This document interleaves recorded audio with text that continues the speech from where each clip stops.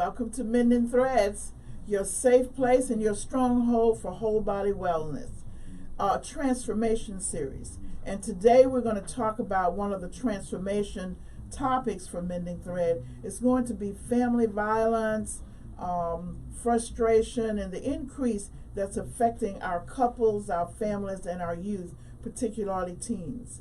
So we're going to have with us Miss Jill Menard from Yoga House, who's going to help us look at relaxation and how to change our body and our mind through movement. We have with us Mr. George Steed, who is with New Life Resort. He's going to help us look at how the church can become involved and what the church needs to do to help decrease health disparities and particularly violence and indices of women as victims. So I hope you enjoy our talk today, and I hope you have something special. Please, at the end, I want you to respond to us, and I look forward to your participation today. Thank you. We have with us, good morning. Welcome to Mending Threads. We have with us two people that I'm excited to talk about this morning, especially in view of the times and the prevalence with us. We have with us Mr. George Steed. He's with the, Mr. Steed, you with so many different groups. I'm going to ask you in a minute to talk about the different groups because you're with the Battered Intervention and you also with some other groups. And I'm going to ask you about the groups that you are working with at this time and that you've had such a long history with. And we also have with us Ms. Jill Menard from Yoga House. And so welcome to both of you this morning. So first I would like to talk to you, Mr. Steed. I'd really like to open up because you have such a wealth of information. Could you talk to me a little bit about how the violence topic, because we want to address the issues. We know we have the coronavirus, and we've been talking about that, the pandemic. But, you know, we have had this increasing incidences of violence and anxiety and trauma in our communities and our lives. So I wanted to address that because a lot of it's relationship, a lot of it's occurring with teens and youth. And so we need to just talk about some general factors that's related so we can come out of it with what we do and what to do and how to handle that in a different way. So, Mr. Steve, but first I wanted to get to, how did you get in this field in the first place? What is it? How did you get there and get here? Well, good morning. I was an alma bearer to a pastor back in 2003, 2004, and had a large congregation. After the service, numbers and numbers of women would come to the pastor with domestic issues, home issues, relationship issues, children issues. And it seems as if they all surrounded domestic violence within the home. And at that time, I found out that the church itself wasn't equipped properly, trained properly to deal with those issues. Oftentimes, we would give a generic statement, or we did not have the available resources to help the victim and the children. And I reached out to Austin and established a relationship with Texas Department of Criminal Justice at that time, which was controlling the domestic violence for the state of Texas. And I said, we need to do something. We need to focus on the communities of color. We need to equip our churches to be the foundation and the start. We need to teach and preach about the core issues rather than speak about the numbers. Of course, we know the numbers are great. Yes. And that's why I find you such a rare form. Most of the people know that the Women's Resource Center, the Imani Faith Health Initiative, and when I heard you speak, that is one of our main thrusts in terms of mental health and whole body wellness. So when I heard you mention that, we were an automatic draw to each other in terms of our passion for health in the community. So I wanted to know, what are you finding that seem to be some of the critical factors that bring this to the forefront? Well, in this new generation of people, we often talk about the differences in today's children and yesterday's children. But the core area, according to the American Civil Liberties, the uh, rate of Black females that are extremely high in the numbers, actually 3 times the rate of any other racial group.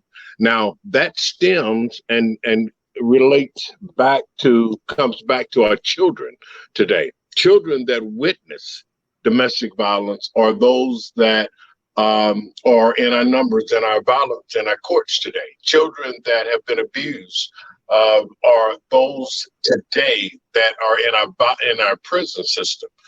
According to the data, they're 70% more likely to be in the criminal justice system, and it starts with the family structure and the violence within the home. And we talked about it at another meeting, you and I, that also, and I want people to think about it, that also the things that are going on in the home also interface with environmental trauma and stresses, which exacerbates the incidences for the youth and for families. That's true. Yes. True. In an address given to the domestic violence advocates, the report indicated that the age category between 18 and 25 at this present time is critical. Yeah.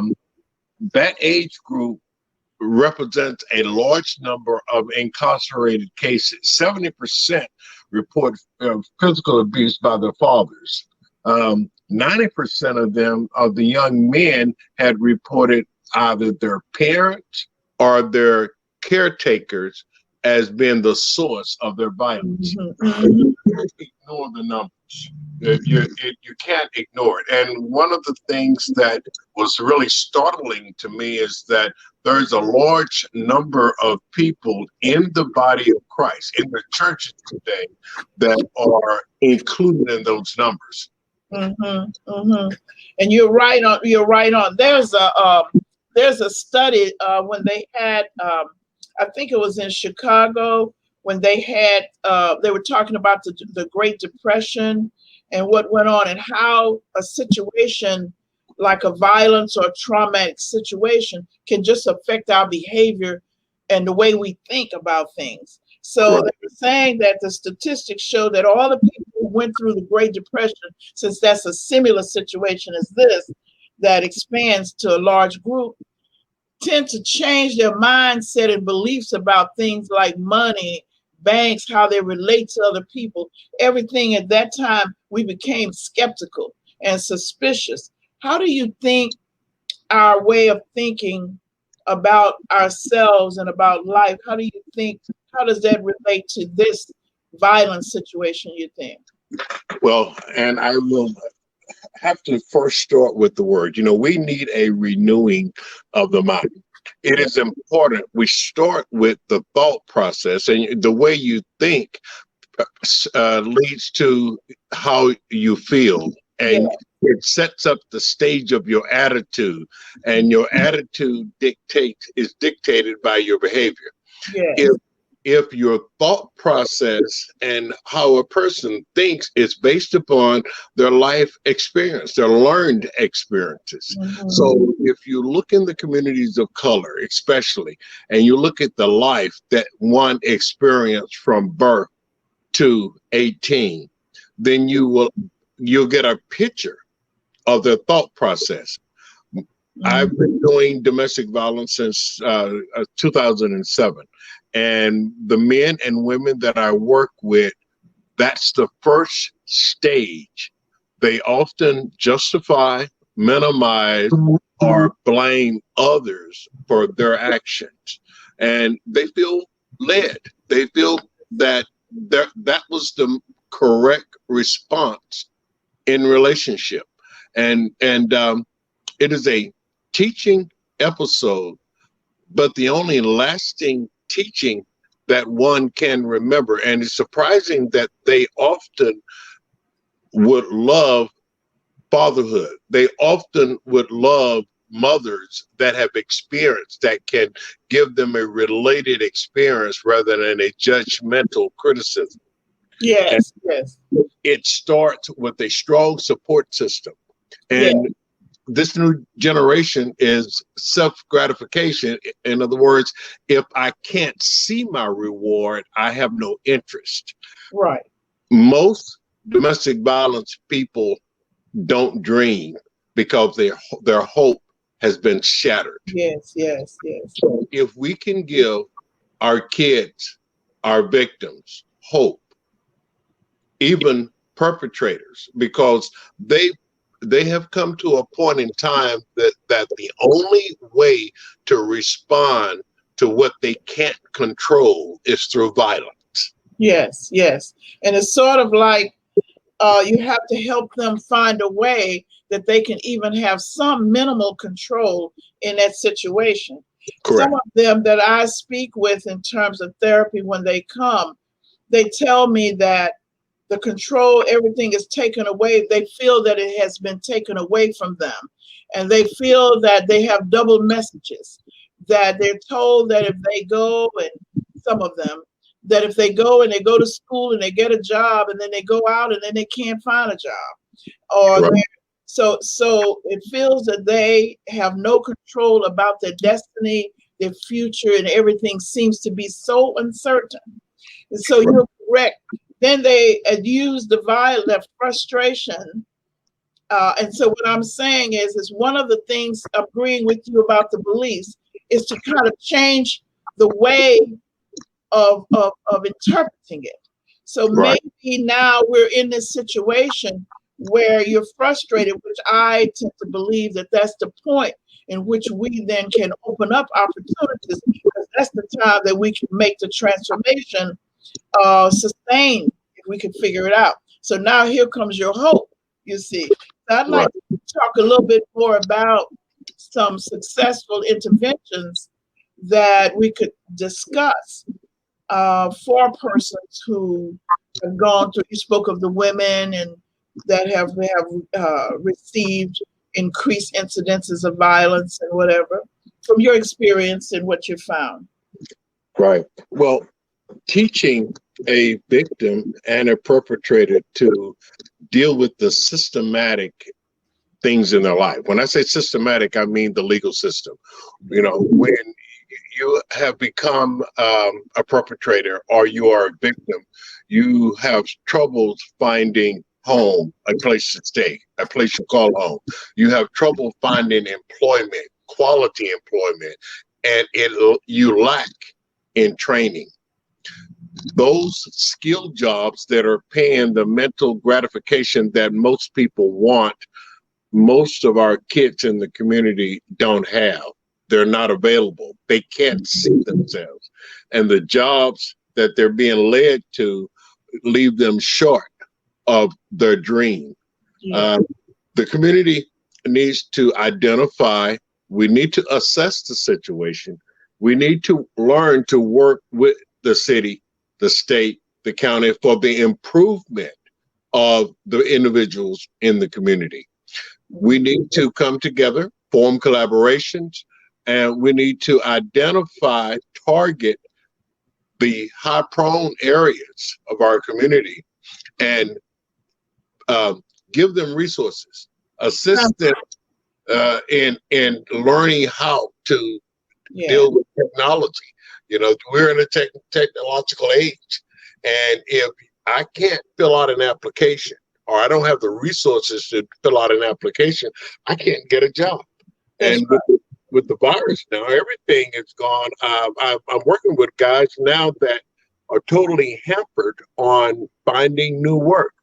Mm-hmm. They have given up because they don't know how to do a virtual interview. And one of the things that you are right on that target, one of the things that I found is that many of them, and I'm agreeing, do not know how to even get on. And I can't say anything. I don't have that big, wide of experience, but get on a computer. But what I'm finding is that we can get, they can get on their phone. If if they can get on their phone easier and navigate the system to do that. So that's what it's just blowing my mind that, versus the phone versus the computer. Right, right. Mhm. So you're thinking that possibly for the installation of hope or to expand hope and resilience, that would be an area to develop confidence and approaching their dreams. But you mentioned something that I wanted to follow up on, is that sometimes we want to find out how to help people or assist or make it more fruitful or bring their hope to realization, but we haven't asked them. we, True. we assume that because of what we experience, and this is what we discussed last night in a town hall meeting. Let's find out what it is that's frustrating. Let's find out what it is that's hampering them from making entrance into a job. Right. And that goes with the same philosophy of building a home. Unless you assess the situation, know what you need to start with, you are not going to be able to erect a structure that one can live in. And I've attended so many conferences that focus hunger in the third ward inner city areas, Sunnyside, our communities of color. And I have to smile when I hear this, because we eat well in our communities of color. We're not hungry. So if you're targeting, now there are those that do need food. Yeah. That's a problem. But that's not my major source or core of the problem. If you assess and ask the individuals what is it that they need, a lot of times they really can't tell you because of their lack of experiences. We must give new experiences to the people within the community. Yes. Yes. I know. So we're in the process of trying to seek some funding just to do that, to take groups of people. I'm finding that many of the people have not even been to the museum, and I was talking with the museum director to try to see if we can get stipends and funds so that people could understand what's in the museum, how that relates to their life and their history. How can you appreciate who you are and study who you are and learn how that relates to your job interview, your Right. your use of money, and those kinds of things. So I think we're right on an area that probably needs to have a little expansion. So if we had to identify some touch points that we could bring to fruition, what would be some of the touch points that you would identify? I know the public Department of Public Health talks about in terms of family violence that we need to figure out a way to create in the home stability, consistency, and how community, when you talked about food and what we offer, that we could begin to offer things around how they're going to pay their utility bills, budgeting and finance, bringing stability, practice, and routines to the home of how they use utilities. How do you use the dollar? When you get the dollar, do you spend it or do you save a particular portion of it? What do you do with it? And Right. what's the belief around the dollar and health and what you eat and those kinds of things? Dr. Lewis, I've found that historically, our Black churches, our churches within our community, is or has been the pillar of education for our Yes, community. yes, I feel that the churches need to get trained to identify what is domestic violence in their own neighborhood, in their own front door. Once identified, I feel like we need to form collaborations and alliances with those with resources that will give hope to our community. Um, it is the role of the church historically has been an education for our Black communities, our communities of color. So educating, assessing, educating, training, and deploying. I use that deploying word because it is a war going on.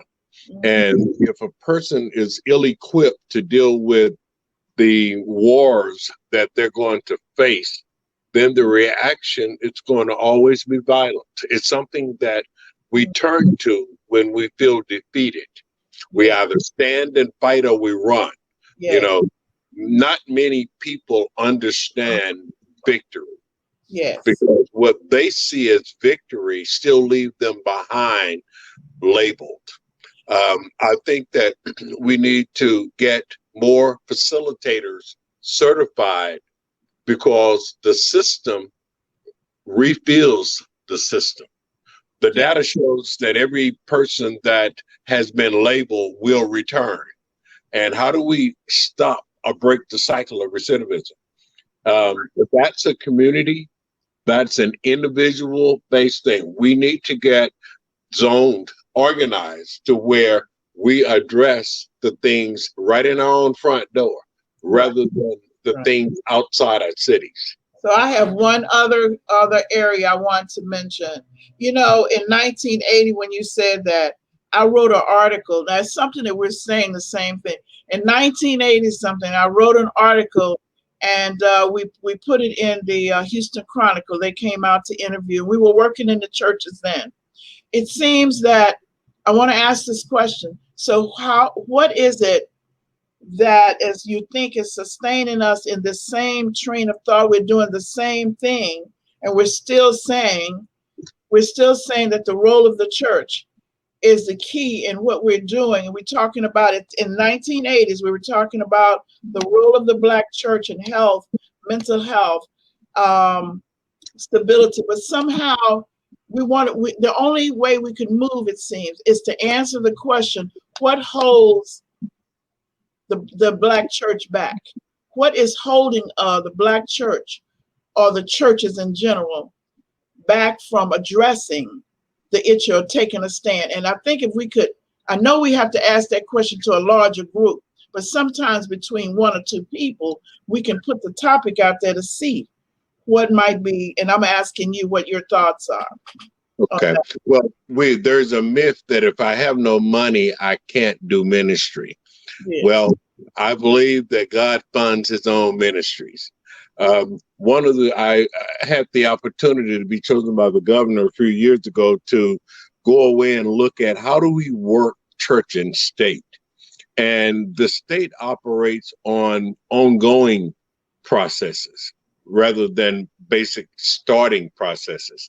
If you're serving the people, if you're finding success in what you do, then the state want to be a part of what you're doing, and they will figure that way out. What was identified then is lack of data. We have trained people within our body of Christ, but we verbalize, but we don't document. Yeah. And if we begin to document our efforts, our ups and our downs, then we'll have something to hold on to. I often ask the question, how do we recover? How do we respond? How do we counteract the negative results of intimate family violence and related issues? How can we prevent domestic violence from occurring in our family? Those questions need to be presented to the people that are said to be committing the offense. And rather than we come up with our own ideas, let's listen to the community. I believe that. Exactly. Thank you so much. So I think that I'm going to look forward to our working together and forging and bringing these new renewed beliefs. And as you said that, you know, that's our thing: renewed beliefs, rebuild faith, and reconnect families and communities. Yes. So I'm going to look forward to that. Thank you. Thank you. And I hope that you stay on with us to discuss this with Miss Jill Menard with the Yoga House, who will be on in just a few minutes to do that. Okay, I will. Okay, thank you. I know we've talked a lot about this, and we've talked about trauma and stress.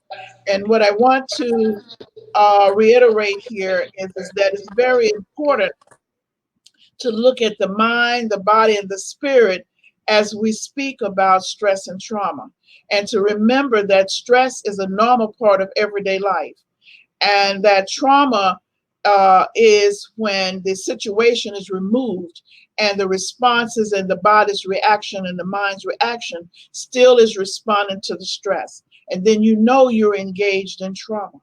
And so, what we want to do today when we're talking with Ms. Jill Menard is to begin to look at how that has a toll on the body and what we can do with this. And we're going to be instituting this, I'm sure, in the near future here. So, welcome, Miss Menard. How are you?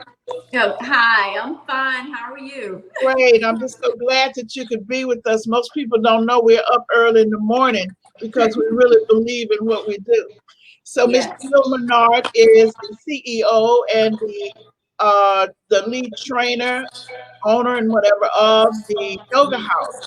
And I want to say that she is a very special individual in that when she opened her some many years ago, she'll tell me when. I drove down Alameda. I saw Miss Jill Menard out on a ladder painting the side of the wall. So, and what I'm saying is that most people just figure they do certain things, but she knew she had to do what she had to do. So I would like to welcome a woman of all. Okay then. So Miss Menard, how did you respond to what we were speaking about in terms of violent stress in the body? Okay. Well, I don't know what happened along the way, but I couldn't hear the gentleman speak, but I can hear you. And Oh, okay. so I could just fill in everything. But absolutely, during this time, there's so much stress. I just dealt with a situation with a family member, a young family member, and it's just the anxiety, the uncertainty, like you were saying. And it's an interesting thing that you mentioned a few minutes ago. You said for mental illness that church, you needed church. And when you that's one thing, like when you practice yoga, yoga is spiritual. It's not a religion, but it is a spiritual thing because you cleanse your body, muscles, joints, the mind, and you're basically connecting your mind, body, and energy through that practice. And what I mean by that, as you clean, the mind becomes clean. You tend to have a clearer view, or to think more positive. In in the midst, you're exercising your body, okay, which is something we always need. During this time, a lot of people are sitting at home. We're scared to go outside and just kind of eating, just sometimes not even noticing it, how much we're eating and putting down. But part of that is anxiety. Part of it is the boredom part, just not knowing. And then a lot of those foods create a certain mood. If it's not the healthy or raw, you're in another mood, you're not feeling well. Mm-hmm. And then as far as energy, because remember I said we're connecting mind, body, and energy. As far as the energy, as we practice, we're cultivating energy, deliberately moving energy throughout the entire body, releasing the stress and tension. We use the yoga postures as tools to open the body so you can release via deep breath and the mind. So like if I give you a definition of yoga, the type of yoga that I teach, because there's several different types. I teach in the ancient form, the Kemetic yoga, system of enlightenment. And again, it's based upon deep, controlled breath. We cultivate energy, deliberately move the energy throughout the body. If the body is ill, you'll focus that energy on that point of tension.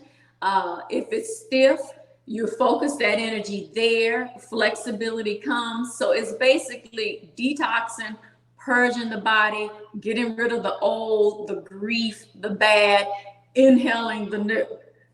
So I read an article in the American Psychological Association in the area of religion, and they were saying that persons who practice yoga and they did a religious assessment found that people who were high on score of religion tended to be high on energy level, and it corresponds very highly to yoga. So yes, and so in other words, it's not necessarily the practice; it was the belief that they were assessing, the belief in God, and so that they had a higher energy level in as they practiced yoga. So there was a high correlation. Mhm. Absolutely. What it does is, it brings you closer to the divine, whatever you believe in. And the cleaner you eat, everything, you're just, closer to the divine. Our doctor that comes on, he comes on the last Tuesday of each month.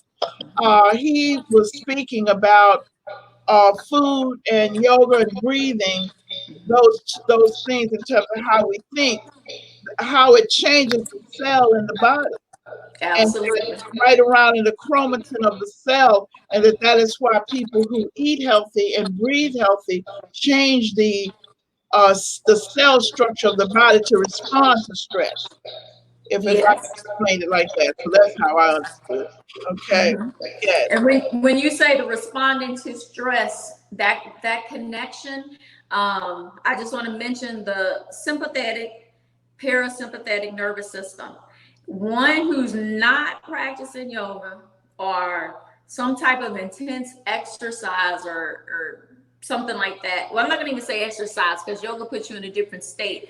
But the majority of us move on the sympathetic nervous system, which we call like a flight or fight. You just right upon, like something Yes. happens and we jump.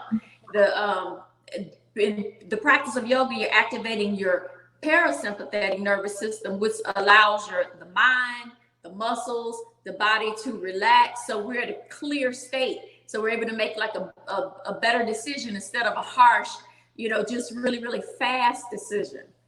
Yes. So that's just part of that. That's basically what we activated so that we're calm most of the time, and you have a chance to view a situation, think about it, opposed to just reacting without thought. Yes. Oh, that's good. And so I wanted to share with you.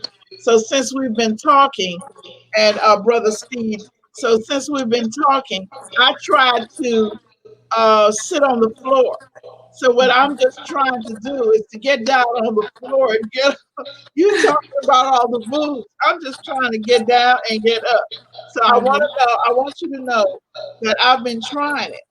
And so the next time you come on, because I'm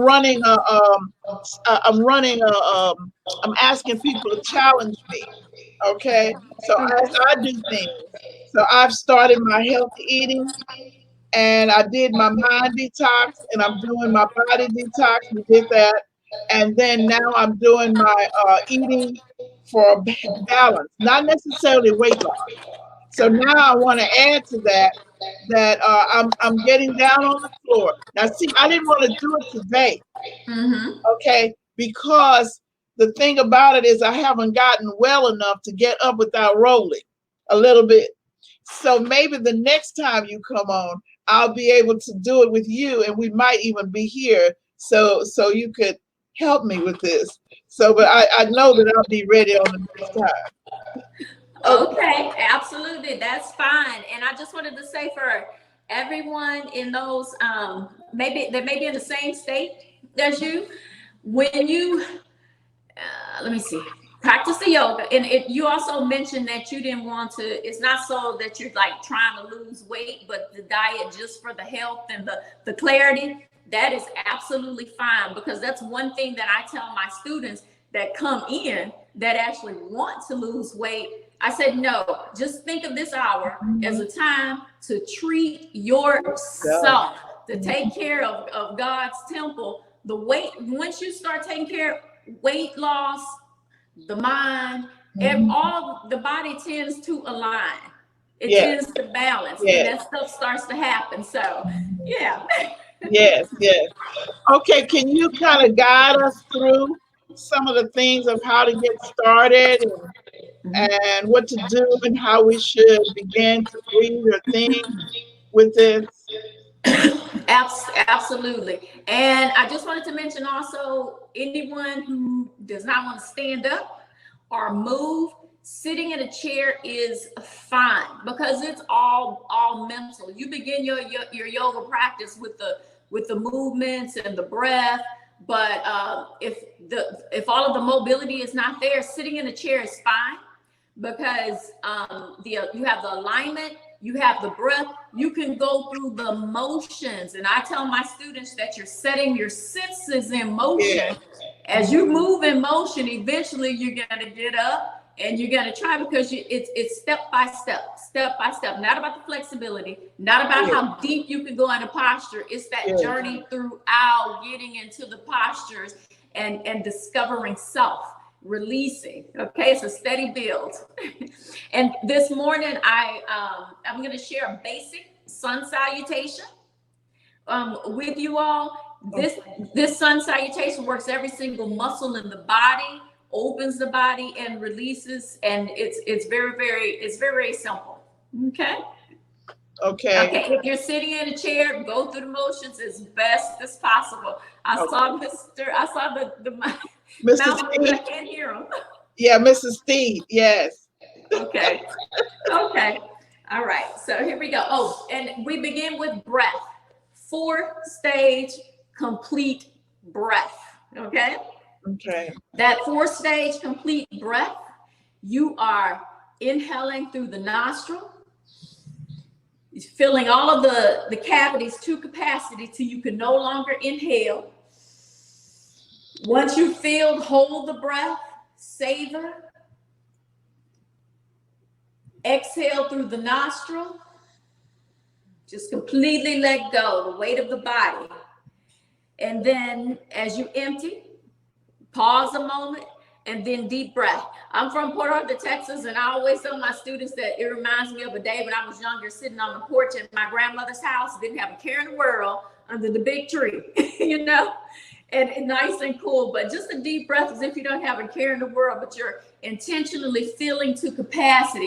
You're breathing deeply. And then as you exhale, using the mind and moving the energy throughout the body.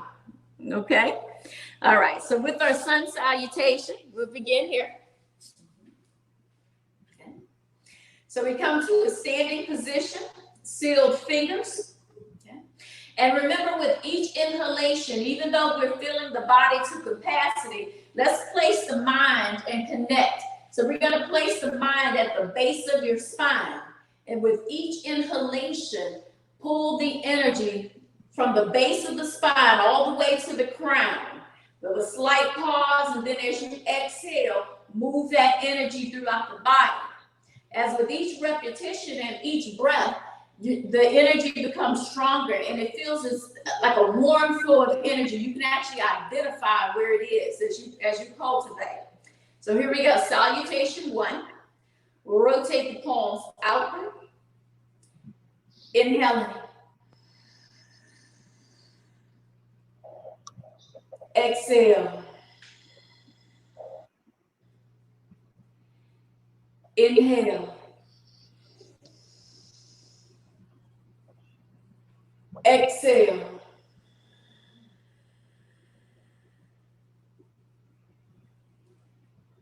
Inhale.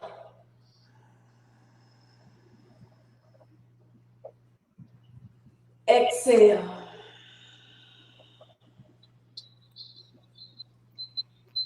Inhale. For each posture, we counter. Exhale. I'm going to turn to the side so we can see. Inhale, reach as far behind you. Exhale.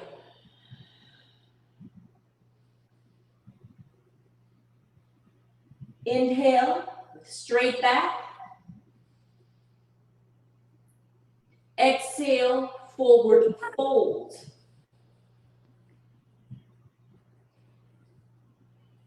Inhale. And as you exhale, allow the weight to ground. Balance all fours each foot. Align the fingertips with the toes. And we step back with the left foot. Gazing forward. Lower the knee and embrace. Here we completely surrender. As we rotate the palms out, deep inhalation. We use strong arms with purpose. And as you exhale, seal the palms, moving the energy. Deep inhalation. Completely fill the lungs. Upper torso rises. Exhale, slowly moving energy.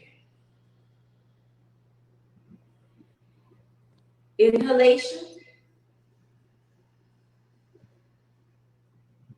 As you exhale, we lower the center, completely lengthen the legs. Lifting the chest and spine. There's much space in your upper torso. And we take 3 breaths as you arch the back.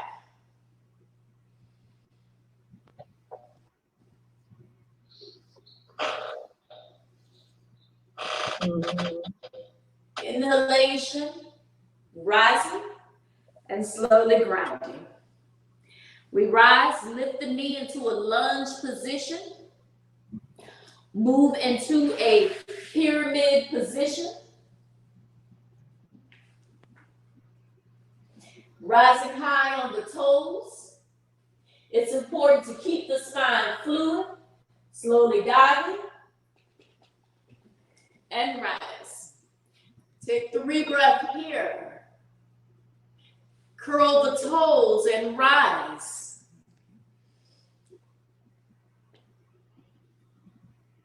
Full right angles of the toes. And there's purpose behind everything that we do. The right angle with the toes, we're stimulating reflexology points, releasing any blockages. And we lower the knees. Sphinx position. This position is a conditioning position, as well as stimulating the glands of the throat, extending the arms, and with a fluid spine, we move into a low cobra once again, and rising. Curl toes, moving into pyramid, down dog. High on the toes, closed child's pose. This is a breaking point in which you'll have a moment to rest. If one has lost breath, gather the breath or just simply experience whatever the body is feeling. With a deep arch in the spine, slowly rising. We step forward with the left foot. Whatever we do on one side, we do on the other. We completely lengthen outward. Lower the knee and embrace. As you embrace, you surrender. Each inhalation, we're rising high. You may experience a little bit of stress, tension. Exhale, slowly moving energy. All in the mind work. Deep inhalation. Bringing in the new. As you exhale, slowly cleansing, detoxing, releasing those stress, anxiety. Deep inhalation. Exhale, lower the center. Chest and spine rises. Any back problems, we're slowly releasing. 3 breaths as you arch the back.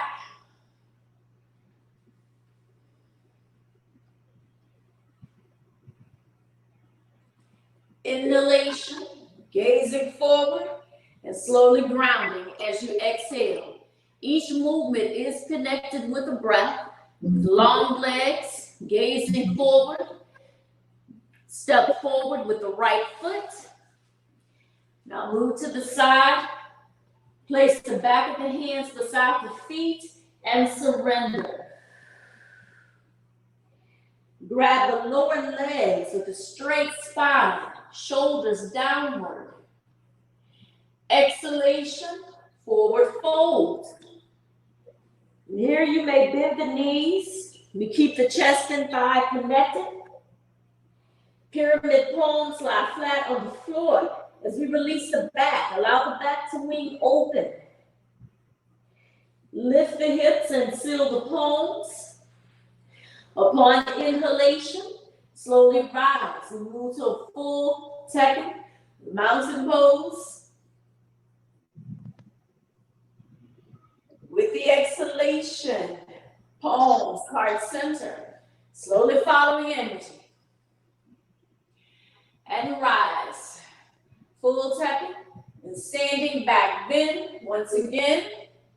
You spread the elbows into a cock position, ultimate breathing position. Slowly pulling energy upward.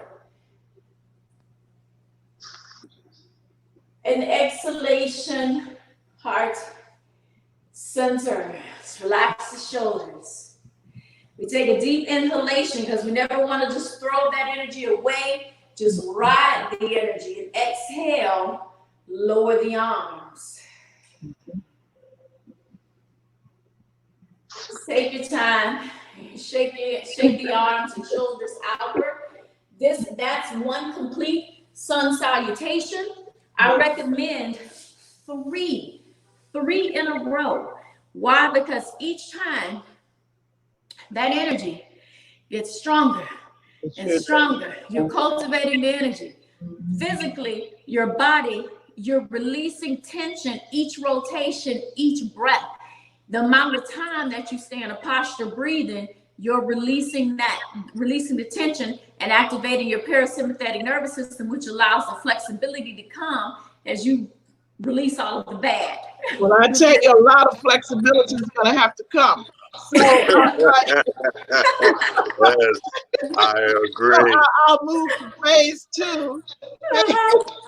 Phase two is I'm going to work on that second pose that you had. Once we get on the floor, how you're sitting. And then, so what I'm going to do this, and I'm going to really do this 3 times, and I'm going to use it when I look at TV or listen to the radio. And that way I'm going to practice it more often. But I already see how this really relates to what I'm talking and what we're talking about in terms of this. But before I get into this, because our time is about to run out, is there are a lot of myths about yoga. So we were doing yoga and had it open. We were using the library, and we were partnering with the Houston Public Library to bring people in for technology, to study, to read, and those things. And so we were doing yoga at the same time. And this lady came to me from one of the churches in Fifth Ward, and she shared with me. She said, "Did you know that this stuff here, what you're doing, is not Christian? It is not about God." And I said, "Well, it would seem to me that and stretching and those things and whatever would really be good." So I read upon it. And there are some historical myths about that, which are really not true. There were stereotypes about that because they were fearful that the enemy or evil spirits would enter your body as you became open to your energy or to God. Yes. Yes. Yeah. Definitely a myth because the practice in yoga, just like you said, it's church. It's thanking God for this temple, taking care of the temple. It's all, like I said, it brings you closer to the divine. Right. And I just tell people to the entire 10 years that I've been there at Yoga House, we've faced so many just adversities and just with the educating of it, just to get people to even try it, that the myth, fighting the myth. And it's everyone that I know that practices yoga, it is all love, helping, giving when there's no return. You know, it's almost it's like a calling, but it is. So we provide chronic disease training, mental health training, and what we found is that as the people take engage in yoga and it's another Tai Chi? Tai Chi, yoga Uh-huh. and Tai Chi. So I have to get to Tai Chi first. So yoga and Tai Chi, that actually the pain, the chronic pain in the knees, the leg, and whatever, actually began to dissipate. Yes. And that's That's right. And the mobility then tend to increase. They were able to bend. The blood pressure went down. And yes. so it's just a lot of things that are advantages. But Miss Menard, I Uh-huh. want to thank you for being here. I want to thank Mr. Steve for being here. And I'm going to look forward to us working together, and you and I'll be talking this week to see how we can really help our community and all of us who really need it, including myself. Okay. Okay, I So, would like, yes, and I'm look forward to talking with you this week. likewise. Thank you so much. Thank you. Thank you.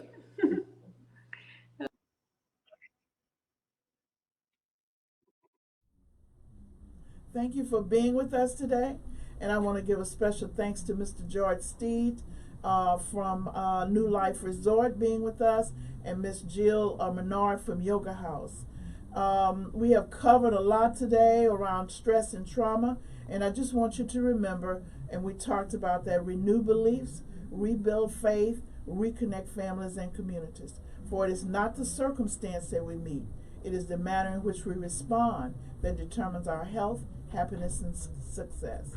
Thank you. Please go to wrc-houston.com, complete our assessment to find out what your needs are, and I'll look forward to any comments you have. And I'll look forward to seeing you next week. Thank you.